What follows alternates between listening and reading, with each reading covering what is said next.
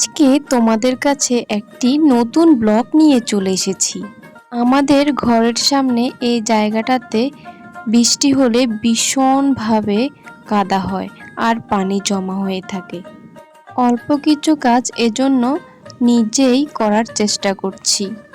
এই রাস্তাটাকে আজকে ঢালাই দেব, যতটুকু পারি ততটুকু দিব। বাসায় কিছু সিমেন্ট আর বালু ছিল, এইগুলো দিয়ে যা হয় আর কি। আমি এখানে বালু আর সিমেন্টগুলোকে মিক্স করে নিয়েছি। আর রাস্তাটাতে আগে ইটের কণা দিয়ে রেখেছি। এরপর আমি সিমেন্ট আর বালুর মিশ্রণের সাথে পানি দিয়ে দেব। তারপর আমি মিক্স করে নেব সিমেন্ট, বালু আর পানিকে। মিক্স করার ফলে এখানে মশলা তৈরি হবে। আমি যতটুকু পারি তার চেষ্টা করছি করার জন্য, কাজটা সুন্দরভাবে যতটুকু হয় আর কি।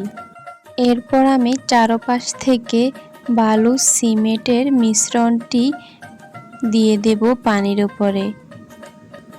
কি যে কষ্ট হচ্ছে কাজটা করার ফলে। দেখতে দেখা যায় ছোট একটা কাজ, তেমন কোনো কষ্টই নেই, কিন্তু করার ফলে আমার যে অবস্থা হয়েছে তা বলার মতো না। এরপর আর কি করার, চেষ্টা করে যাচ্ছি ঘাম আর গরমের মধ্য দিয়ে কাজটা সুন্দরভাবে করার জন্য। এই তো সিমেন্ট আর বালুর মিশ্রণটি দিয়ে দিচ্ছি।